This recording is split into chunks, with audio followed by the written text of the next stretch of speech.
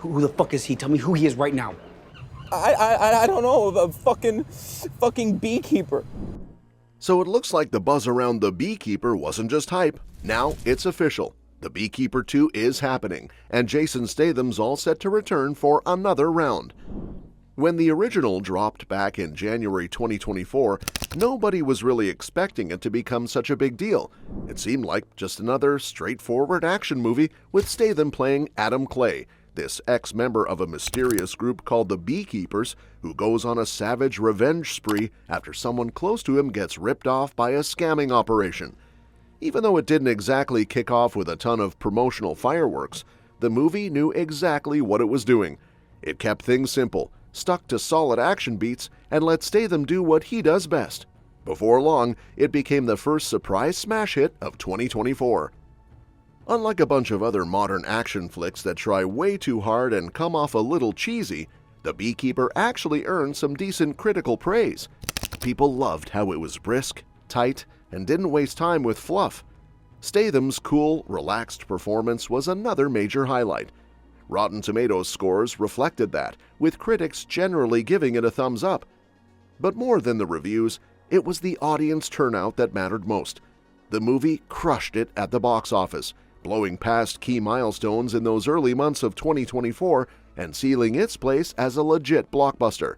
With numbers like that, it was only a matter of time before talks of a sequel turned serious.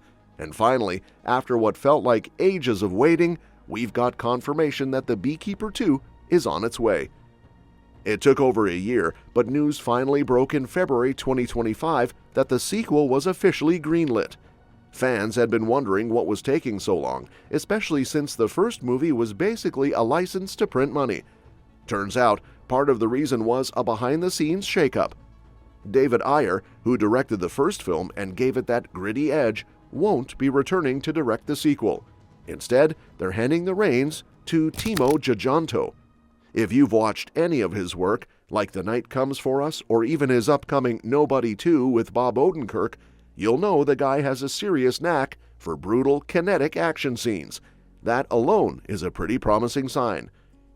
Of course, while it's a bummer Ayer isn't back to direct, he might still stay involved in a producing role, which means some of his creative influence could carry over. And anyway, it's not like everything's changing. Jason Statham is locked in to return as Adam Clay, which is half the reason audiences show up for these movies in the first place. Screenwriter Kurt Wimmer, who wrote the first film, is also back, so it's safe to assume the sequel will keep the same overall tone: lean, mean, and a little bit tongue-in-cheek. Filming for The Beekeeper 2 is set to kick off in the fall of 2025, which suggests we might see it hit theaters around summer 2026 if all goes smoothly. Now that's a pretty standard turnaround, and it also gives fans something big to look forward to in the next couple of years. So far, the only confirmed cast member is, unsurprisingly, Statham. He'll be slipping back into the shoes of Adam Clay, who wrapped up the first movie on a pretty intense note, having basically demolished an entire corrupt operation. Given how many bad guys he personally took out, there aren't exactly a ton of obvious returning characters, though Emmy Raver-Lampman might come back as FBI agent Verona Parker, since by the end of the first movie, she'd pretty much allied herself with Clay. Still, it seems more likely that The Beekeeper 2 will bring in a bunch of fresh faces. And that's where things get really interesting. Imagine if they roped in a rising star like Sydney Sweeney. Adding someone like her could easily make the sequel even more of a box office magnet. She's got a massive fan base, strong screen presence, and could bring a fresh kind of dynamic that shakes up Clay's story. Whether she plays another Beekeeper operative, a new adversary, or even someone caught up in the chaos, it would be a smart way to pull in younger audiences and build up the franchise's future potential. When it comes to the story itself, The Beekeeper left a ton of doors open for where things could go. Unlike a lot of action movies that tie everything up neatly, this one finished with a lot of intriguing threads still dangling. For one, we could see a prequel angle that dives into why Adam left the Beekeepers in the first place. There's clearly a deeper history there, maybe involving a betrayal or some mission gone horribly wrong. On the flip side, the sequel could pick up right where the first left off and show the Beekeeper organization turning against Clay for exposing or defying them. There's also the fallout from all the political corruption revealed in the first movie. Clay made some very powerful enemies, including the President of the United States.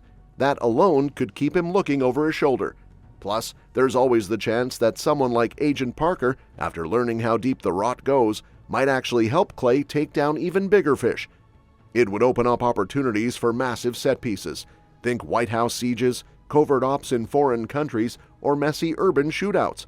The possibilities are pretty much endless, which is what makes a sequel so exciting. And with Giganto directing, there's a good chance the action will be even more jaw-dropping than the original. His style is all about up-close, bone-crunching fight choreography and relentless pacing, which could suit Statham's brand of tough guy heroics perfectly. It might even raise the bar for the entire series. Now, given how well the first movie performed, it raked in about $162 million on a relatively modest budget. It's obvious the studio wants lightning to strike twice. Bringing in a big new co-star like Sydney Sweeney would be a logical move. It could broaden the film's appeal, pull in different demographics, and keep the franchise feeling fresh.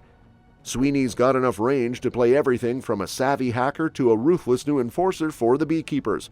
Either way, it'd be a brilliant marketing hook. There's also plenty of reason to think that this could grow into a multi-film franchise.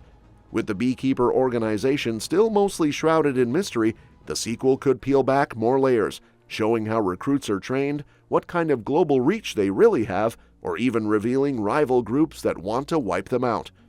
If they play it smart, they could easily be setting up the Beekeeper 3 or even 4, keeping Statham front and center while slowly building out a larger universe.